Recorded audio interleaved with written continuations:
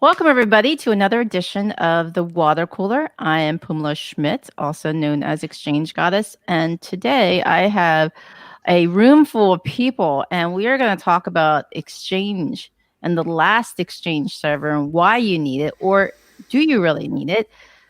Okay, since I have a room full of people, I think we're just going to go around the room and just have everybody introduce themselves because we do have some unfamiliar faces here. Even though they're familiar to me, but maybe not to you. So the person next to me, this way, Jens, do you want to introduce yourself? And then we'll just go to Steve and Jeff, Patrick, and Julian. Sure. Jens Madsen, attending here from Los Angeles, and I pretty much dabble in the pre-sale space around Office and Microsoft 365. So I do all the proposals, the scopings and stuff. I don't really get my hands too dirty anymore. I do a little bit of lab work. So over to Steve. Hello, I'm Steve Goodman. I work at a Microsoft partner in the UK. So I'm about half hands-on and half on planning out a lot of our big projects. So it's not been too busy a week on the Exchange side for me, but I've been told it might be busy next week. So yeah, that's me. Lots of Exchange, mostly things like Teams, the rest of Microsoft 365 in the cloud these days. Over to Jeff. Hi, I'm Jeff Guillet. EXPTA Consulting is my company. We do all kinds of Exchange and Exchange Online. I am Office Server and Services MVP for a long time, and I'm a Microsoft Certified Master for Exchange. Hi, I'm Patrick Hubbard. I'm one of the head geeks at SolarWinds, and I've been there since 2007 at this point. So I've spent a lot of time helping folks monitor Exchange, initially entirely on-prem, now as a part of hybrid solutions with Office 365. And so, yeah, I think I've seen a bunch of different topologies and challenges with delivering services with Exchange over the years. Julian Stefan, affiliated with Quest. I've been there for Quadratech/Quest since we were acquired for about 1.5 years now. Many years of on-prem migration, Exchange Online migration, and now more focused on delivery and pre-sales and kind of the T2T space. So that's my expertise. Yeah, but you used to work for a small automobile company, right? Like very small automobile startup company that could be out of the Detroit area for a very long time. That had a one of the largest on-prem Exchange deployments in the world. So I was there for 7 years before. Yeah, I think 300 servers, if I recall. Including dev, 250. Yeah, I mean that's it's nothing. Yeah, it's nothing. Steve has that underneath his desk, you know. It's just one rack. It's a few racks at Microsoft. So, yeah. Okay, so have they got rid of all those yet? Was that your last task? Leave them warm behind before you went on to the wonderful world of consulting. Part of it, yes. So some of my former comrades are still continuing that fight as we speak. Okay, so the last Exchange server. It's funny because I actually know people that didn't realize that even though you moved to Office 365, you may still need that one lonely server that kind of hangs around and does its thing. Why do we need that? Well, I know why, but who wants to tell our audience why that's so important? And can't we just get rid of it? I would love to, but I know Jeff can do that as good as anybody else. I've just talked about it this morning.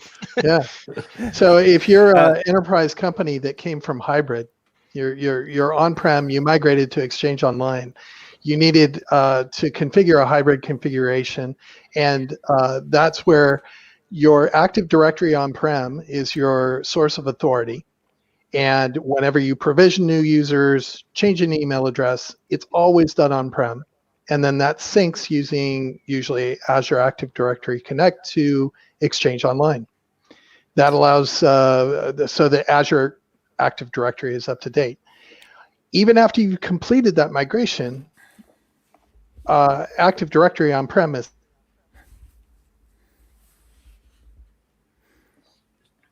Okay.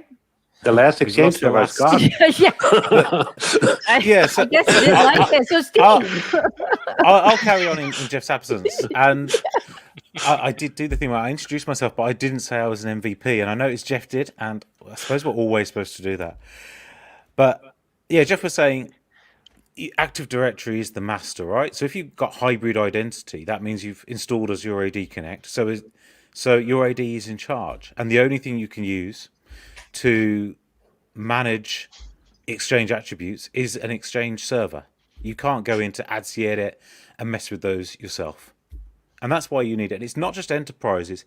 Anybody that's gonna, if you've got 100 people in your company, you install Azure AD Connect, you're going to put this in, and you're probably going to keep that until you get rid of AD. So if you want to be supported, you need it, and that's unfortunate. Do you see customers ever really getting rid of AD? Yes, absolutely. So if you've heard of Microsoft Managed Desktop, surely. Yeah. Given you work at Microsoft, there's customers that are leaning out right into the cloud. Enterprise customers, smaller customers, where they know that they don't need this anymore. They're in the minority right now, but a few years ago when we said there's going to be customers that don't need an AD, that they are appearing now, and Microsoft are encouraging them to come in. The water's warm for £100 a month or however much MMD costs. Leave AD behind, and some of them are doing it. There's cookies here, right? So I forgot to mention, full disclaimer, even though I work for Microsoft, I do not work for the Exchange product group. So I know nothing. I don't know any secrets. I don't know what they're doing. So please don't ask those questions. I work in the Azure group. So just wanted to put that out there, but I am the Exchange goddess. And that's because I put a lot of blood, sweat, and tears into managing Exchange. So Steve there and Jeff, there's also been those situations where we've migrated to Office 365 without ever flipping Exchange into hybrid mode, right? So using third-party tools like BitTitan, if you're coming from an older version of Exchange, or then you still have the attributes, your schema extended, And Yeah. I've had customers who've simply gotten rid of the last Exchange server and simply keeps all distribution lists and Office 365 groups online only.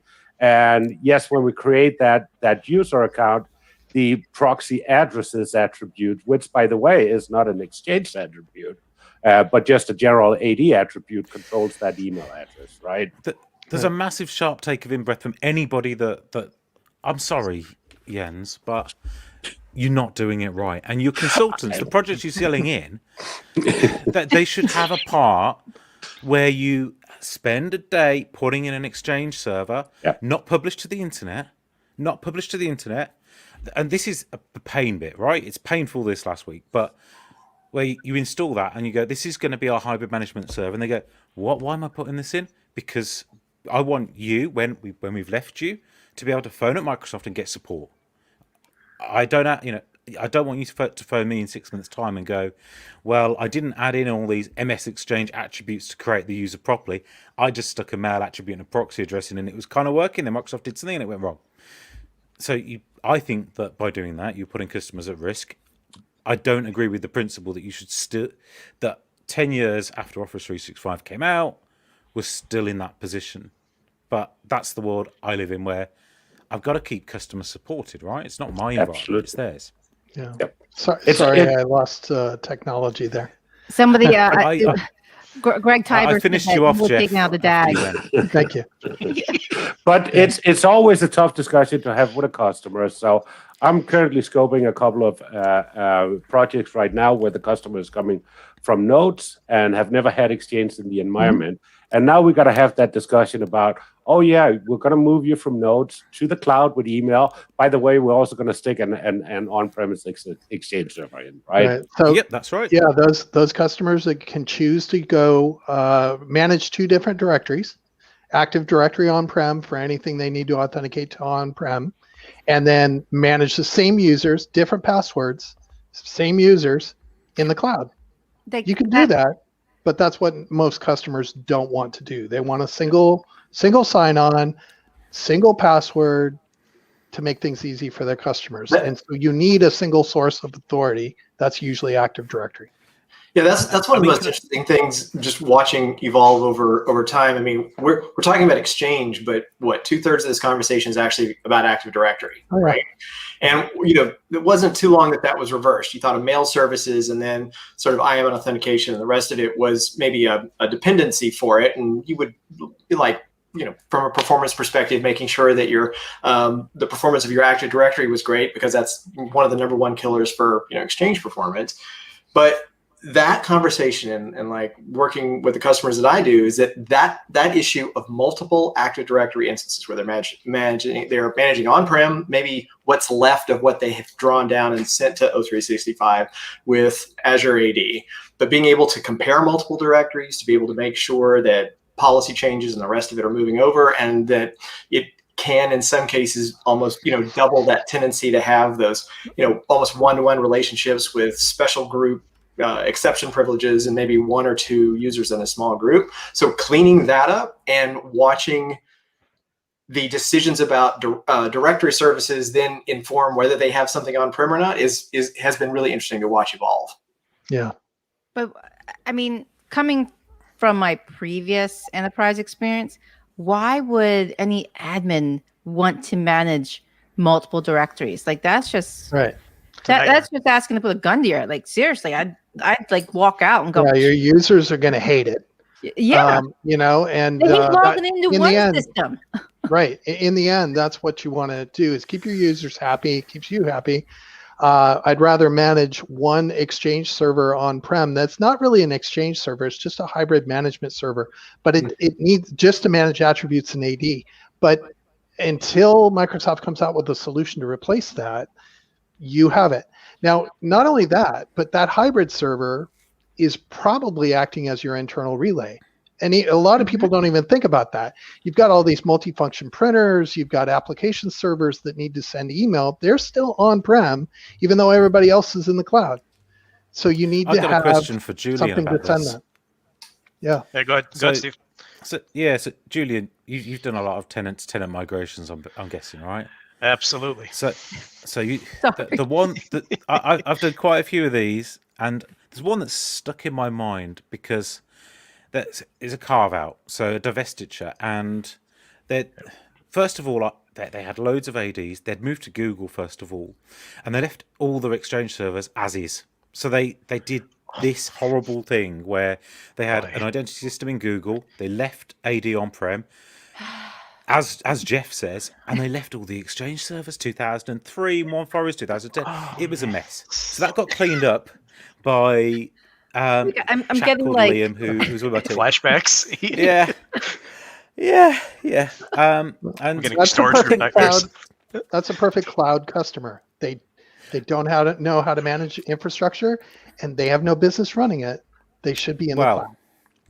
Lots of Google customers do this. They don't want to manage Microsoft stuff. Someone sold them the fun whizzy things, but a few years later they sold off 2,000 users in the company, and they wanted a nice clean environment. They needed AD because of lots of stuff that they ran. So it's Quest migration of AD, fairly sort of traditional for the bits under the hood, but they're all in Exchange Online. And the ironic thing, they ended up with my design, 4 Exchange servers, 2 mail relay. The network architecture that they had decided on and couldn't change really meant that they would need 2 edge servers as well. And naively, I thought that in the 2 years between then and now would have had a solution for this. And I said, well, at the end of the day, I think Microsoft will come up with a solution for this eventually. So those 2 edge servers at each site that we're using for Mail Relay, I think we'll probably just be left with those in a few years' time. How Yeah. wrong was I? And have you had many of those? I think you're absolutely right. So I've seen scenarios before where even in a T2T scenario where they had to they were moving to a new tenant because some customers need to rebrand for whatever reason. There was a IT hosting company that needed to rebrand and they wanted to set up a net new tenant from scratch.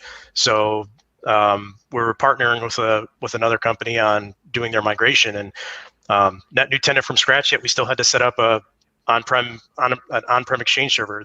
We set up a Exchange 2019 on-prem server because they needed that to manage their attributes for authority. I think Edge is going to be another use case where Edge probably will stick around for a while. And at my previous company, when we talked about if we're going to go all to Exchange Online, we talked about leaving some servers behind, like a subsection of a DAG, like exactly what you mentioned, like 4 servers behind, 2 in each data center, just for HA purposes, in case they needed to run any scripts. And that's one of the things I know that's been announced that they took care of as of a few months ago. That was one of the other use cases for having a management server on-prem, was even if you move all your mailbox to the cloud, if you've got scheduled tasks running that you need to maintain, things like quota size, things like that, you needed to run that on-prem, and you couldn't move that to natively run an Exchange EXO PowerShell. They came out with the solution for the key vault and things like that. But there's those other edge cases where I think they're close to getting there, but it's just going to take time. So what's the licensing implications if you are running like an SMTP relay on your so-called free 2016 management server? Should you really be licensing that up and paying for that license? And also, are we going to run into supportability issues, even though Microsoft stance is we're going to support 2016 if it's just a management server, but let's say you're running that SMTP relay workload on it? That's a great question, yes. Jeff. Yeah, if you're using it for anything other than managing attributes, you're using it for Mailflow, it needs to have a server license on it. You won't. You can use your hybrid configuration or the hybrid free key, the product key, as long as it's not hosting any mailboxes and it's not participating in Mailflow. Are you definitely sure about that? Because I've heard I've had that conversation with Greg Taylor just before he left the product team. I was disappointed to hear that. I was hoping that the SMTP story, the internal relay, would be enough that we would not require a license. But he says, yeah, if it's doing anything other than just updating attributes, it needs a license. They need to be absolutely clear about that, because because they are definitely telling customers at some point different things in writing. Absolutely, yes. So it needs to be written down in a page that never changes. Right. Yeah. Good luck with that. I know nothing about licensing, so don't ask me. I'm not licensed. I'm not paying for an Exchange server license for Edge Transport just to relay mail out. I will use an OSS thing. I'm supposed to be an Exchange MVP. Maybe not XIM, because that got hacked too. Anything, but I don't. That's not good value for money, especially as you've got on-prem cows. It is well. That's the thing. It is just a server license. It's not a CAL license, and you get those, for the, what do they call it, mixed use or on-prem use. I forget what it's called. If you have CALs for your users in the cloud, they're allowed to run. Those CALs will suffice for CALs on-prem. Yep, they backport for that. Yeah, but this cannot be a well thought through story that I believe everything Greg says. He told me in January 2020 that we would definitely have a solution. I got it on tape. That we would definitely have a solution to this whole problem by October that year. So usually I believe him though, but I can't see how that works when not all customers are on EAs and lots of customers are in that situation. They're not all buying 2019 licenses because they can't. Right. Well, I want to address what Robbie was just asking. Why bother relaying email when you can just MX straight out to 365? In an enterprise, that turns your firewall into Swiss cheese. You need to allow every endpoint inside. If you've got 2,500 copiers that are able to send mail, each one of those source IPs needs to be able to send out port 25 traffic out to the internet. How safe are you now? Not really, right? So then the other thing, that's a management headache. And by having all of those go to a single namespace like relay.contoso.com, that is your Exchange hybrid management server, and it makes a connection to Exchange Online, you have a single throat to choke if there's a problem, right? And also, because it's a hybrid server, it bypasses the throttling limits that a standard SMTP relay is going to do. So if I let it log in, well, there's other issues as well. It has to log in with an admin account or with an account. Sorry, that's username and password. That's basic auth. Basic auth is eventually going away. It's disappointing to hear that they delayed that, but that will be going away. And how are you going to have a multifunction printer support modern auth? It's just not going to work. So there's a lot of challenges to have that in a large enterprise. Now, if you're just one guy and very small shop, and you've just got one application server that sends out, that'd probably be okay. But I you think that fits probably in the didn't go size, though, as hybrid well. either. So yeah, go ahead. As soon as you start to go above 100, 200 users, these crop up, and the Exactly. scale of managing this is similar as well. Yeah. Because there's old software that doesn't support the right version of TLS, doesn't support or might not support TLS, doesn't support authentication. Yeah, Yeah. MFA. And sometimes you just can't buy or replace this software. And Jeff has probably been on similar calls, Julian as well, Pamela, I bet at some point, where you have the vendor on the phone and you're explaining this to them, and it's as if they've never heard it before. Yeah. Yep. Modern Auth for applications as well. They said, yeah, it's fine. Our app, it can pick up from Office 365 using IMAP. Brilliant. You support Modern Auth. What's that? Yeah. And the Yeah. vendors So relay out applications that it's a big area, and these take a lot to crack, even for one app. Yeah. The Fax worst servers answer. notorious. Yeah, the worst answer you get is modern auth. Yeah, we do that. How can I trust you, right? So, yeah. So the relay story, I think, is if you got rid of the Exchange server, we already know that's going to be an issue. So you're going to replace it with what? IIS? Yeah, that's secure. Could you put a Linux box in? Yeah, you could. Sure, you could do that too. Because I have attempted that in a former life, and I say attempt, and it went okay. But then you also have your spam filtering appliances. They can also do relay as well. If you still have them on prem for whatever reason. Sometimes these boxes are multifunctional and they can be proxies as well, which is also another thing. They typically have an expiring license and they're pretty expensive to run compared to an Exchange server. You buy it and you own it, right? And most of the time they're just running postfix or something on them anyway. Yeah. With the vendor software.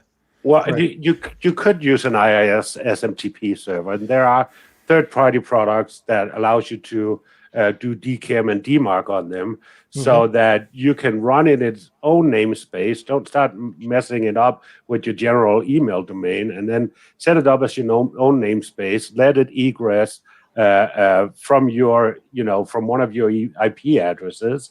And then, the trick is there for it not to end up in the spam filters is to get that DKIM and DMARC on there, get your SPF records in place for that server. And it's going to be kind of its standalone SMTP relay domain, right? Right. So, but by doing that, have you just made your environment more complex, though, than it really needs to be? Yeah. Well, it's certainly not as secure. Yeah. On that Linux server thing, though, people always say Linux is more secure, but before Exchange had these issues, look up Exim, and I used to run this, and I thought it was, I like Exim, I used to run it for about 20,000 people back in the 2000s. Lots of big enterprises do use that for mail relay, enterprise, public sector. It's very good, but it's had security issues too. If you don't know the software, just like if you don't know Exchange and you're left managing it, if you don't know the software, then putting it in because it's free or cheap isn't always a good thing unless you understand you're still going to have to patch this just the same way, manage it. It's easier to mess it up if you've never used it before. Well, and free also means no support, right? Because you need a Linux distro where you do have support on it, while you're talking a Red Hat Enterprise or something like that, right? Which is about the same cost as a Windows Server license, roughly. It's support, but I mean, Exchange Server admin isn't a Linux admin. no. But a lot of the people managing I can hybrid hack boxes, my way through, okay, but but a lot of the people who are cleaning up these patching these servers are probably not Exchange admins either. Right. no. That's what we were talking about in the current. I was in a webcast this morning about the Hafnium issue, and that was one of the points that was brought up. Is a lot of the people who have moved to the cloud who are hybrid only, and that's really our audience right now because we're all talking about the last server, right? So the assumption is everybody's moved to the cloud. Everybody in the call who's interested, anyway. So when that happens, the technical knowledge just withers internally. And so the guy who used to be the Exchange server, who really loved Exchange server and is now, moved him off to the cloud and is now not interested in doing whatever the company's doing now. Maybe he's working someplace else. And then Ed in the mailroom is now the guy who's responsible for that last Exchange server. Okay.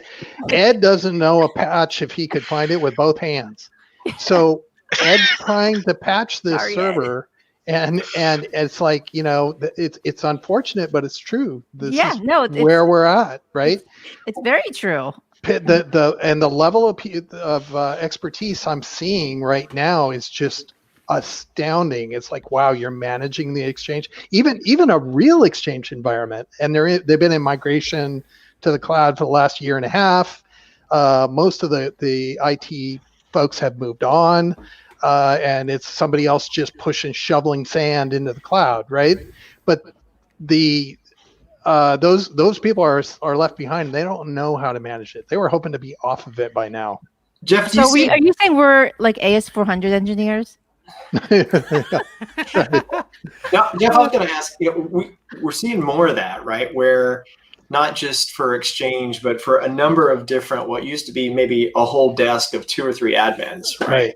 As those things draw down to smaller and smaller numbers, where people are beginning to use MSPs to sort of take over management of maybe a single app or a single part of the technology. So are you seeing that, or are you, for Exchange, are you seeing companies come in and sort of take over that on-prem aspect as a part of a larger overall management project, or does Exchange tend to fall up under a larger MSP engagement that also represents AD and a bunch of other components as well? Right. So a lot of the people, well, first of all, I want to point out, these guys, usually enterprise customers, they've still got Active Directory on-prem.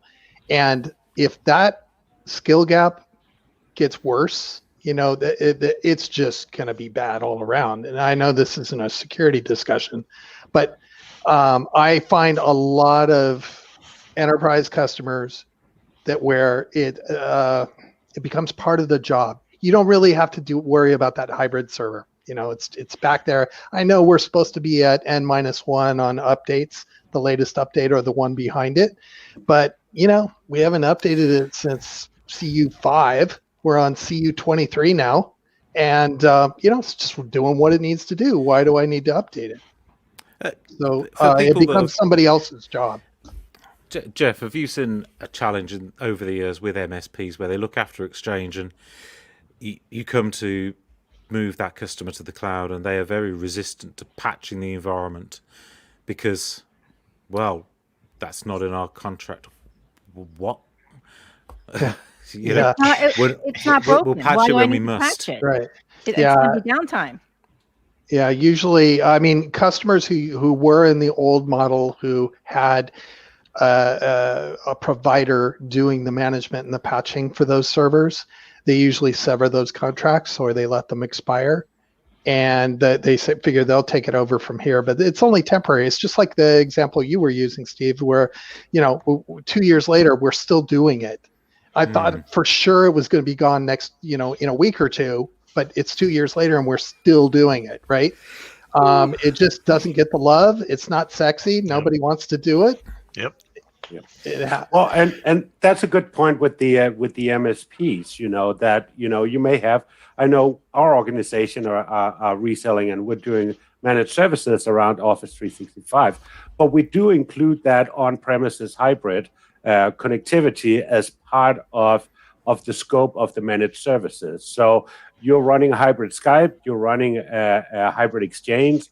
And we also take care of that AAD connect, So because these hybrid connectors are required for Office 365, well, then they need to be in that scope. And the managed service provider need to provide that batching, right? I'm not bashing an MSP at all. I mean, I work for one, but there are different models, aren't there? There's the traditional MSP who feels like their world is being taken away.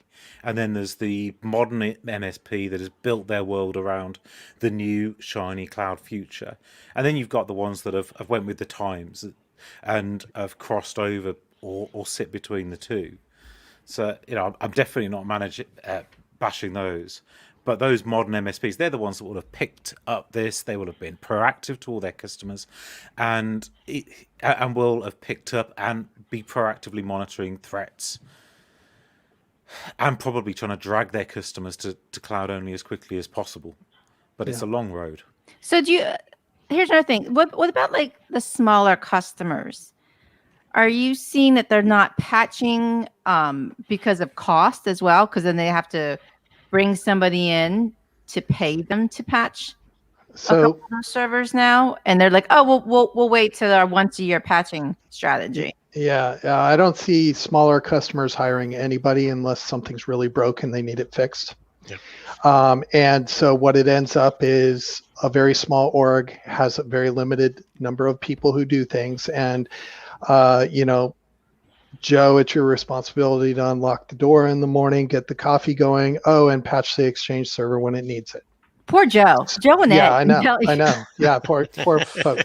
And it, like I said, it's not sexy. It takes a lot of time. A patch, an Exchange patch for 2016 is 6 gigs now. Okay, because every patch is a build-to-build upgrade. So it actually, when you run it, it uninstalls Exchange, reinstalls Exchange with the newest version. So every one is a complete deployment. Yep. It can take 2 hours to patch. Yep. I need to do this maybe after hours so that internal relay is not affected during this time. So I'm doing this, on when I should be home and having a cool, refreshing adult beverage, and it gets forgotten. No, but it's working. It ain't broke. Don't fix it. Well, last week it broke. I mean that. I guess I took it for granted when I worked in an enterprise because I had a DAG, right? I had multiple servers. So patching during the day wasn't a problem because I just flipped things over and nobody knew. Like I'm doing stuff and people knew. They didn't know. Yeah, they didn't know. Yeah. They're like, when it's designed right. Down, Actually, the server down for like 6 hours and nobody knew. None of my engineers even knew. They were like, "Oh, you had that down?" I'm like, "Yeah, it's been down." When it's designed right, that's the way it works. But when it's a single server, it's impactful. Mm-hmm. I completely it didn't even. It did cross my mind years ago, but now I'm like, wow, those small shops, that one box or that the 2 boxes, they can't afford to be down. So that's backwards cloud, right? You move away from on-prem so that you don't have to deal with patching, but you still had enough failover and a replication that you could. So now you get to cloud where theoretically patching isn't your job anymore, and now you actually have to patch a server. That's right. There's so many of those single server boxes that are around because there was a phase, and you were a V expert, weren't you, Pamela? At some point, there was a phase of of throwing in a new net app. I hated this because it would always be NFS storage underneath it. Oh, So come that'd make on. everybody. There's nothing wrong with NFS. It's a discussion from 10 years ago, isn't it? Or 5 years ago, and Nutanix people, which I'm not going to get into. We won't get into yeah. Nutanix, but I've run The one Exchange person on I've ever NFS, blocked okay? It ran fine. Oh yeah. NFS is great. You can run Oracle databases and all sorts.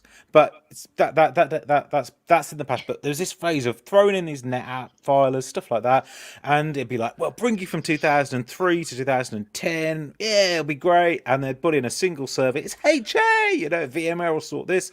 We'll put in Snap Manager for Exchange, and they're left with this, and it's like, yeah, they've given us an Exchange upgrade, and these people have sort of been treading water with a perfectly working email system for the best part of 10 years, and if they didn't move last year, then what are they doing now? If they've not moved to Exchange Online already, And they're still running on SATA drives too, aren't they? Well, that's what it's designed for. RAID 5. yeah. But Yeah, there's loads of those. It's like it was a trope for crap Exchange upgrades. I think there was an era where that was for some reason, I don't know maybe it was a white paper that somebody read on a plane or something, where they thought that you could do that. Yeah. We're just going to use the VMware we'll upgrade replication. you.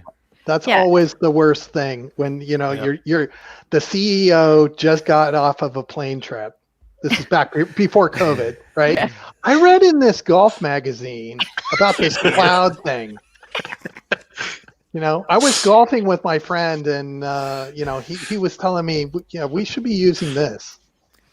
Those are the worst discussions. I had a director buy me SATA drives for Exchange because he read the white paper. Okay, carry on.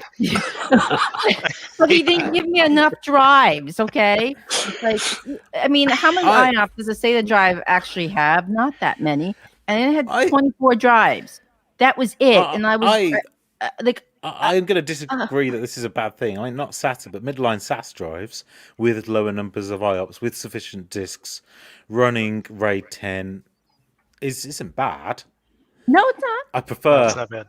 I prefer SSDs, but it runs Flash well. is awesome. I ran Exchange on Flash.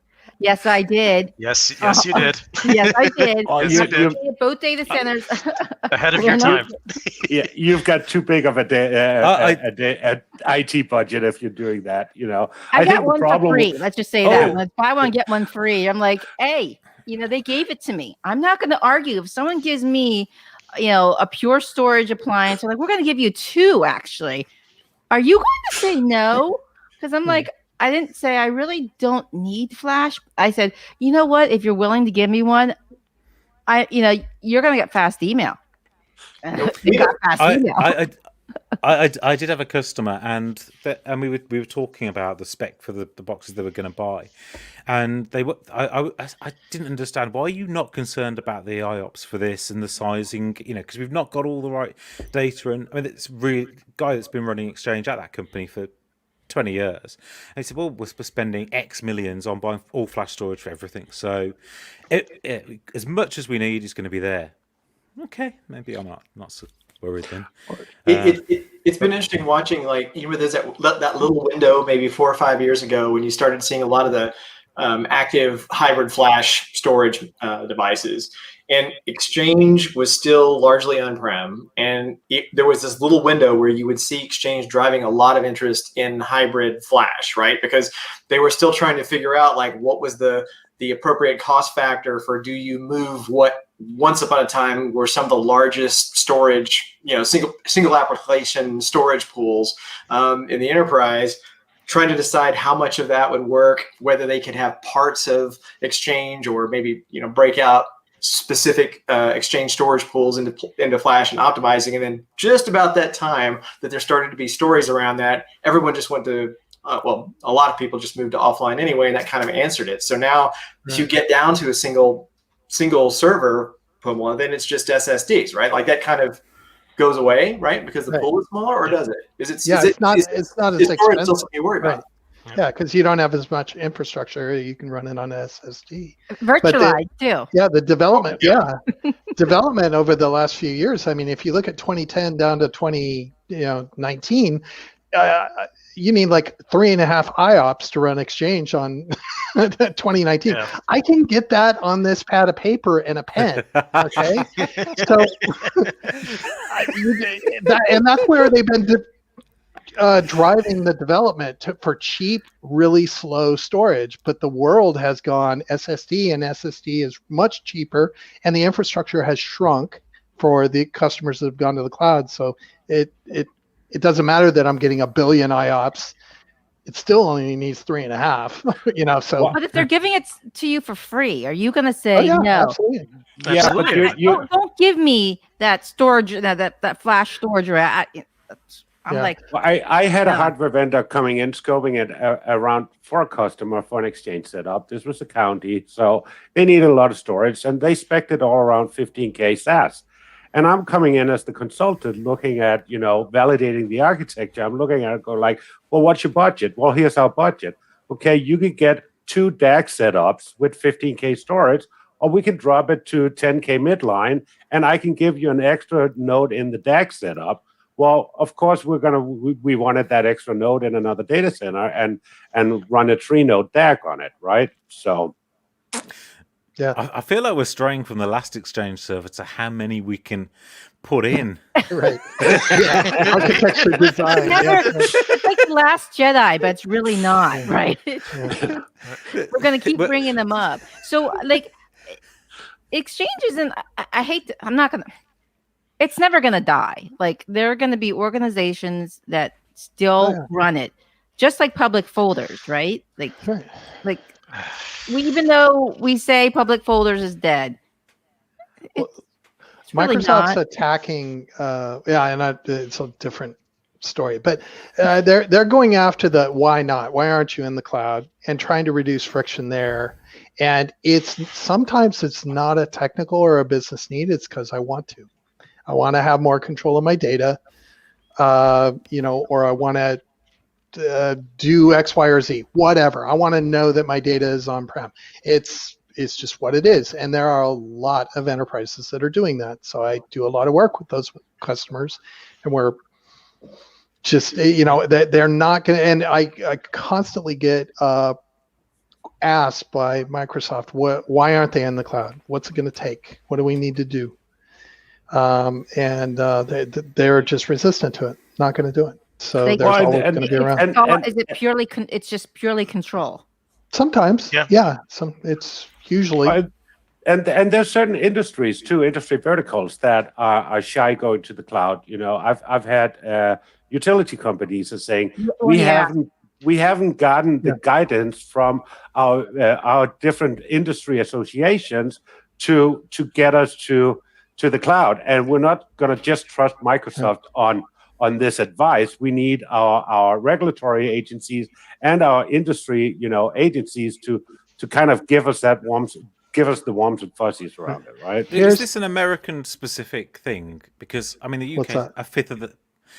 we're a fifth of the size of you, so I know we're smaller. We're effectively 3-4 sort of states, but I can't think of a particular industry where there's a massive blocker, and I don't come across people in enterprises, particularly, or even smaller customers, where anybody said, "I want the control." Most Energy people industry. It's not I always come control. across- Like electric companies, energy industries are Let me- very, very reluctant. Anything cloud, it's they the- pretty much shudder. It's but that specific point you said about the control and they, a want and a need rather than something else that's having to drive that, like the Cloud Act or regulations or contracts that say the data must be in this data center and you've signed up to shred the disk if we say so. Here, That let me give you specific argument. an example of a customer who won't go, and it's a business decision. Okay. They're a food processing company. They have 8,500 employees. Most of them are frontline workers. They need email to do their job. I can pay $1,500 and have 3 Exchange servers on-prem and pay for the cows for them. And I can run that forever. I own it. If I turn it into the cloud, even if it was $1 a head, that's $8,000 a month. Yeah. Right. So why? First And line workers is a perfect I example. don't need Teams. I don't need this gee whiz. It's showing me this, or I can do do analytics against it. None of that stuff matters. They just need email on their iPad to do their job, and that's it. So the most common one I come across in that area is first line worker licensing. I think Microsoft has struggled to build the case for that. They've done quite well over time, but it's still an uphill battle. One thing that always comes up is we're paying for licenses so a store person can log in. I just want, they just have an account, an email account, store 1, store 2, store 3. That's going to explode the licensing. We may as well just keep those people on-prem, move the office staff over. And there's no other reason apart from the exploding cost. No, it is the cost, and I'm dealing with a customer right now with the same what Jeff said. We've got this high number, and the F licensing is still out of control. Even on the Teams voice side, there's customers out there that may have 5,000 handsets on the floor, and it's like, no, we're going to keep a PBX around for this because I'm not going to pay for the cloud licensing for these phones I have out there that may, somebody may make a call on that phone every 2 weeks. I'm just going to be almost the devil's advocate for that, where when I think of the customers that we've dealt with who have been really resistant to adopting digital for their retail workers, these are customers that then suffered massively in the pandemic because they were the least able to go digital. I know we're talking about Exchange in particular, but one of them was one of the biggest UK companies who the paper said didn't go digital, and they were the typical customer who said, "I'm not paying for those first line workers. It's not important." Yeah. Maybe they would have survived if they'd spent that money that they didn't have. Yeah, I actually regret it. I've done that a previous environment. I worked in healthcare, and we made it was my decision. All the nurses, all the frontline workers, their mailboxes, I gave them like 20 megs, 20 or 50 megs, like very, very small, because their job was to go out there and fix people, right? They were only getting mailboxes to get information, like an all email information and health insurance. And that was it. Transactional. Yeah. It had to do immediate need. After that, it's not useful. Yeah, your job is to fix people. I'm going to make sure the system is up and running for you 24/7, but your main priority is making sure Joe doesn't fall over and die. Right. Yeah, or you have an automotive use case where you have, especially in the U.S., you may have workers on the union. They may need mailboxes for communications like once every few months. But if you've got tens of thousands of those frontline workers, you try to compare that one license just to give them for Exchange Online versus a CAL to keep them on prem. There's a cost right there. And I've seen government agencies saying after 5 p.m. we don't want any of our workers to even be able to access email, because if they accidentally read an email after 5 p.m., I have to pay them overtime. Right. Yeah, there's some states like that. We actually turned off OA too, like for all the frontline workers. They didn't have access. Try doing that in the cloud. Yeah. On a call today, I was talking to a customer and retail worker, first line workers, all that sort of stuff. They were talking about their ADFS and pass-through authentication, and one of the points they made was setting the AD working hours. And to be fair, I don't get that one a lot, but it's a fit, isn't it? Yeah. Yeah, sometimes it just comes to, you have your executives who make those business decisions. You can give them all the information. Do I stay on prem? Do I go online? And when it comes to the cost is, one of the big factors, and it could be neutral. But then it comes down to a point of, if there's an outage, EXO has the uptime for it. Yeah. They have the uptime for it, but if something goes down, I can call someone who I have in my staff that has access to the servers that can look at that versus the time it takes to open a Premier ticket for Microsoft, getting support from the EXO folks before you even have to get up to the product group for that kind of situation. That adds These up too. people, I don't want to offend anyone, but these people are reasonably. They've clearly not recently went through the miserable pain of trying to bring back an environment that's failed badly. Oh gosh, I've had to do that. Yeah. I've been a part of an environment where we ran the environment so well that we were almost, when it came to a business case to go, we were like our own worst enemy because the environment ran so well. You see that too sometimes in some cases. And I've had customers where when they were told that they had to move to Exchange Online, Exchange admins were pretty resistant. And then like one NetApp failure, everything broke. Next time I saw them, they were so happy to go. Not quite, but they weren't excited. But they were like, "Yeah, this is just. I don't want to have this again." And that service quality argument ends up driving a lot of it, right? Because if you think about sort of a normative curve, most people who are running on-prem are not running a best practices instance of any packaged application, right? So having someone who is the vendor or at least a solution provider who specializes in that thing, you're more likely to have a great experience. Like when we transitioned to O365, Mail got a little bit better, especially access, from remote and the rest of it. But the things that really got better were things like SharePoint, which largely hadn't been used because the local implementation wasn't all that great, but all of a sudden became a lot more useful as a part of that integration. So that's where I've seen an awful lot more migration, especially where, to your point, like if you had a really great performing environment that was cost effective and meeting all the needs, you had specialists to run it, it's easier to kind of make that decision because there's no qualitative difference in service.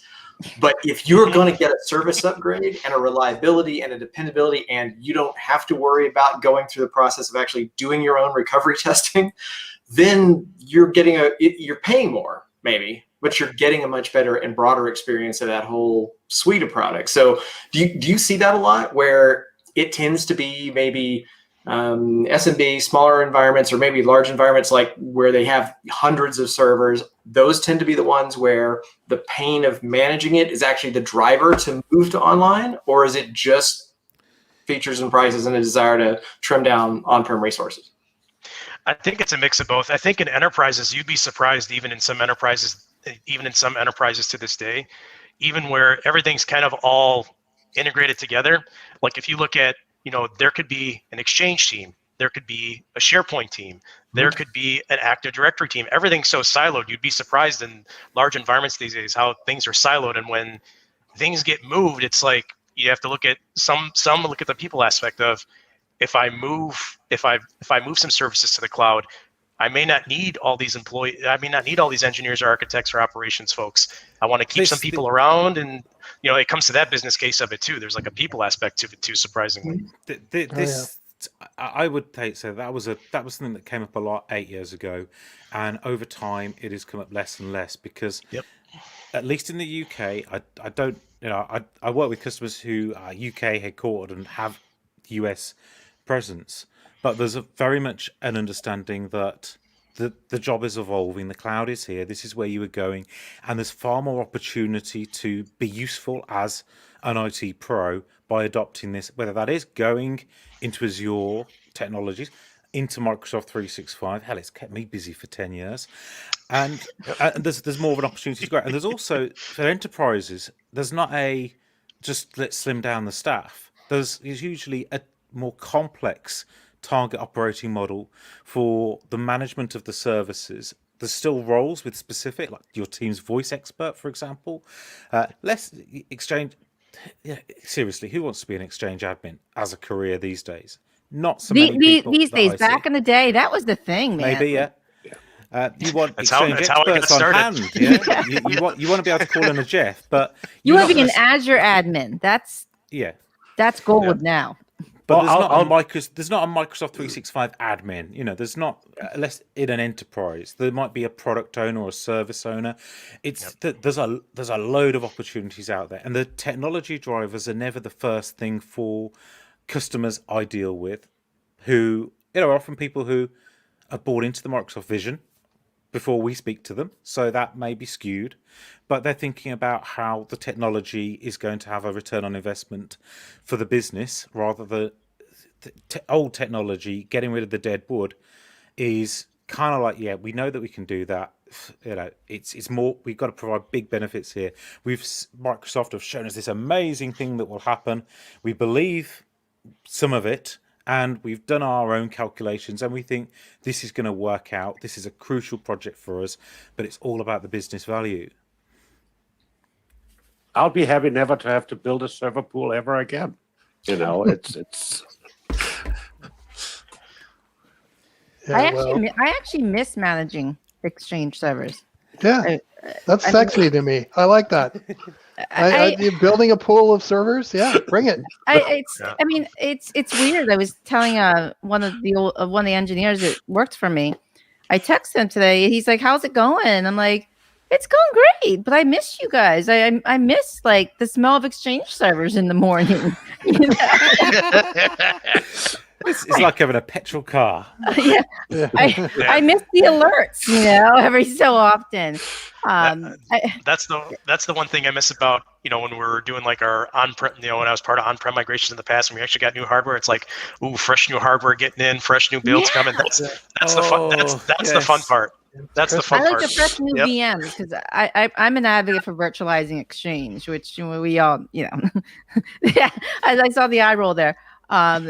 Yeah, I actually do miss that, but at the same time, the convenience of Office 365 is just sure. Like I don't have to patch, right? Which brings us, to this week. If you move, you lessen your surface attack, and then you don't have to deal with that one server that you're leaving there from a hybrid standpoint, which. Yeah. Actually, there's conversations around that. Yeah, that was something that was kind of missed. This is not a Hafnium discussion, but in the security patches, a lot of people thought, I've only got the one server, the Exchange hybrid management server. I don't need to patch that. No, you do. Yeah, you need to patch like that. Yesterday. But, yes, you do. Yeah, but the other thing is, you're only really vulnerable from attack surfaces where 443 is exposed. So if you've completed your migration and you're in the cloud, do yourself a favor. Get rid of that firewall rule that allows 443 connections to your hybrid server. You don't need it anymore. You've migrated all your mailboxes off. Move Auto-Discover first. Yeah. In all the right places. Right. Yeah. It's not quite so simple. But yes. Yeah. But actually, no, Outlook will get around that. Outlook doesn't care. If your Auto-Discover is pointing to a dead record or it can't get there, it then assumes you're in Office 365 and it gets you connected. So assuming that you're running a supported version of Outlook. All these assumptions. You know what happens when we assume.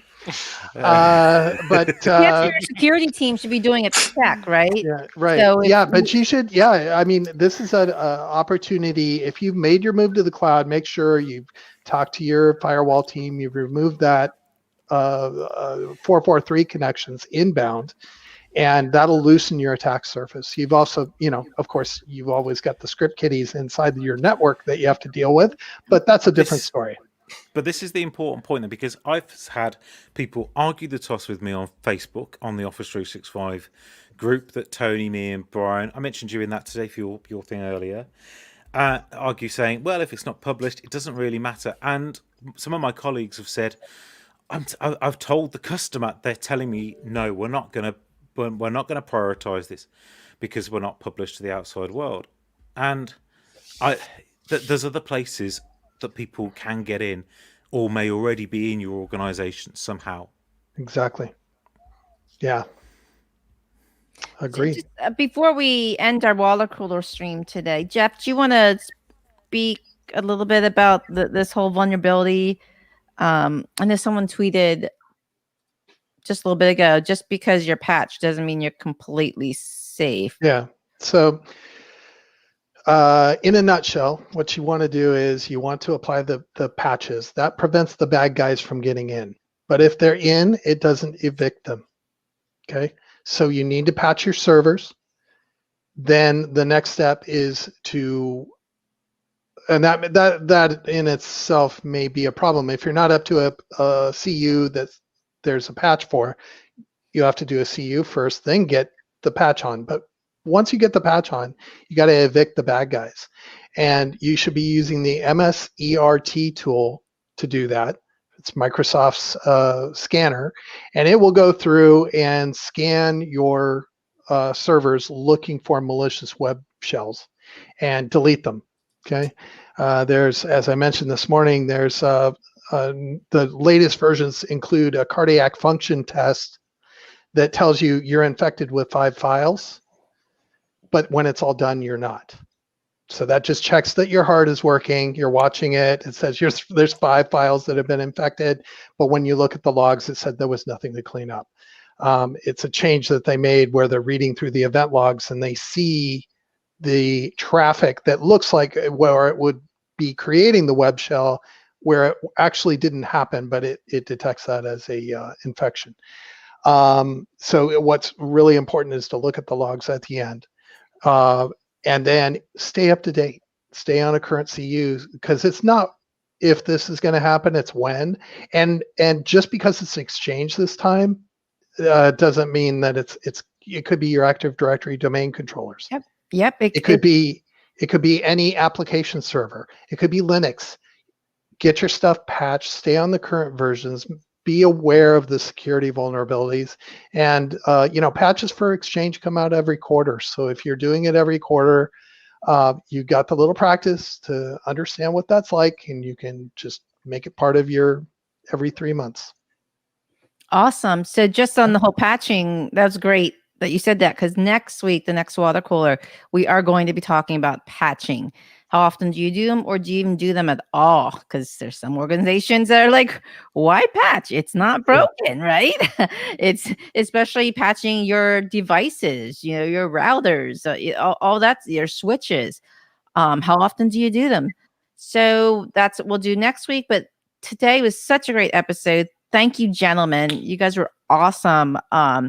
Made me feel good to talk about Exchange again. It's been a couple years, but good luck to all you Exchange admins and people managing Exchange servers this week and next week. And if you have any questions, I'm sure you can reach out to Twitter to our wonderful guests that are on today. Thank you and have a great weekend. Bye, everybody. All right. Thanks, everybody. Thanks.